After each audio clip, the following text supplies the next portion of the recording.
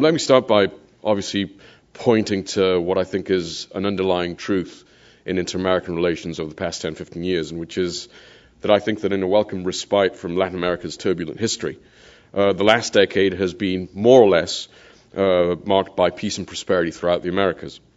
The U.S. has greatly benefited from this tectonic shift and must therefore seek to constructively engage with all nations in the Americas to ensure that our hemisphere remains peaceful and prosperous.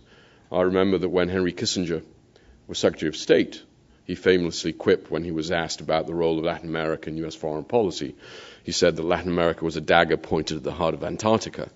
In no way am I going to suggest here today that Latin America is becoming a threat to the security of the United States, but certainly there are a number of very important challenges taking place in the hemisphere regarding non-traditional threats to security, to democratic governance, to economic development, which could start changing the landscape of inter-American relations in a fundamental way. And this is why let me start out by stating the obvious, which is that one of the most pressing needs that I think the United States needs to address as it re-engages with the hemisphere is it must bolster its diplomatic capabilities to work in tandem with its partners in the region to deliver results, to provide deliverables to that engagement with the region.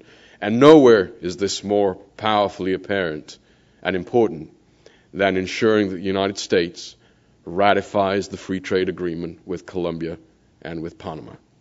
There could be no greater geostrategic mistake the United States can commit right now with a summit right around the corner than in not ratifying these two free trade agreements. There are encouraging news in general as the Obama administration moves forward to engage Latin America.